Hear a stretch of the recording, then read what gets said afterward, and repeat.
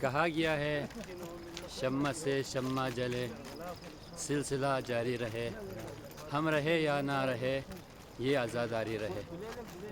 ناظرین کرام، اور یہاں پہ اس سال جس راستے کا ہم نے نجف سے کربلا مشی کے لیے جانے کا انتخاب کیا ہے، وہ راستہ مشہور راستہ نہیں بلکہ طریق علماء کے نام سے جانا جاتا ہے، جو کہ اس کی تاریخ آپ سب کو معلوم ہونی چاہیے کہ ظالم اور جابر حکمرانوں کے ظلم اور زیادتیوں سے بچتے ہوئے علماء کرام جس راستے کو اختیار کرتے تھے اور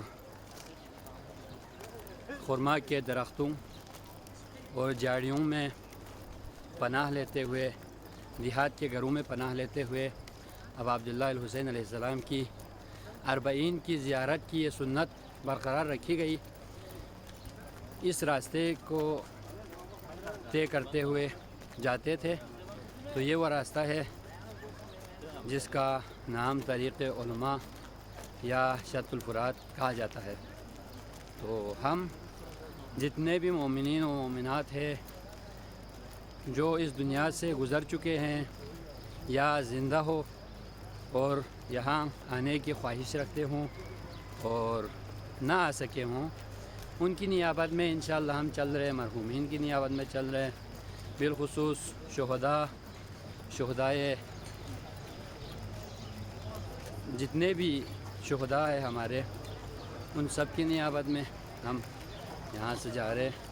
اور یہاں پہ دیہات میں جو گھر وغیرہ ہے یہاں پہ، وہ اپنی بساط کے مطابق بہترین طریقے سے مشی کرنے والے افراد کی خدمت کر رہے ہیں۔ آپ یہ بیک گراؤنڈ میں مناظر آپ اچھے طرح سے دیکھ سکتے ہیں، اور ساتھ میں صبح تقریباً 6 بجنے والے ہیں اور یہ جو مشی کا سلسلہ ہے وہ جاری ہے، آپ اس کو بھی ملاحظہ فرما سکتے ہیں۔ ساتھ میں مختلف تھکے ہوئے افراد یہاں پہ اپنا سکون اور استراحت بھی یہاں پہ کر رہے ہیں۔ اور یہ راستہ ایک انتہائی معنویت سے بھرا ہوا اور علماء کی یادوں سے بھرا ہوا راستہ ہے جس کو ہم طے کر رہے ہیں۔ اور آپ دیکھ سکتے ہیں یہ تاریخ کا ایک اٹل فیصلہ ہے کہ جب کوئی جد جہد اور کوشش کرنے والے کوشش کرتے ہیں تو پھر دنیا کی جتنی بھی طاقتیں ہوں، قوتیں ہوں، وہ ان کے پاکیزہ ہدف اور پاکیزہ مقصد کو کبھی روک نہیں سکتے۔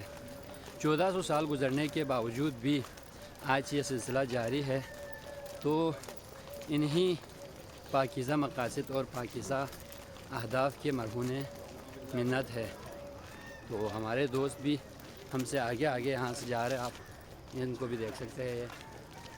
تو آگے ایرانی دوست اور عراقی دوست بھی یہاں سے جا رہے ہیں۔ انشاءاللہ ویڈیو آپ کے لیے مفید ہوگا۔ اگلے ویڈیوز کے لیے بھی انشاءاللہ آپ اسی طرح سے ہمارے ساتھ رہیں گے۔ تب تک کے لیے آپ کے ہوسٹ کو اجازت دیجیے گا۔ والسلام علیکم۔